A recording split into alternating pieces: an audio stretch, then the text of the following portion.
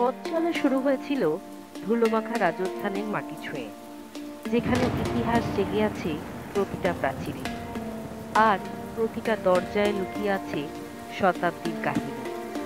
কখনো উকি দিয়েছে কেল্লার ছাদ থেকে সূর্যাস্ত, আবার কখনো শোনা গেছে বালির দেশে উটের ঘণ্টার শব্দ। এই যাত্রাপথে শুধু নয়নে দেখিনি, হৃদয় আর তুলিতে এঁকেছি সেই অভিজ্ঞতার রং। স্থাপত্যের নীরব ভাষা, পথের গল্প, আর আমার চোখে ধরা সেই মুহূর্তগুলোর গল্প নিয়ে এই ছোট্ট ছবির অ্যালবাম। রাজস্থান শুধু একটা জায়গা নয়, এ যেন সময়ের চিত্রনাট্য, যেখানে আমরা ছিলাম দর্শক, এক পথিক, এক শিল্পী। এটাই ছিল রাজস্থান ওয়াটার কালার সিরিজের প্রথম পর্ব। তবে এখানেই শেষ নয়।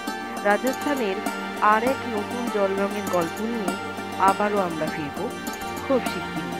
ততক্ষণ আপনারা অপেক্ষায় থাকুন। ধন্যবাদ।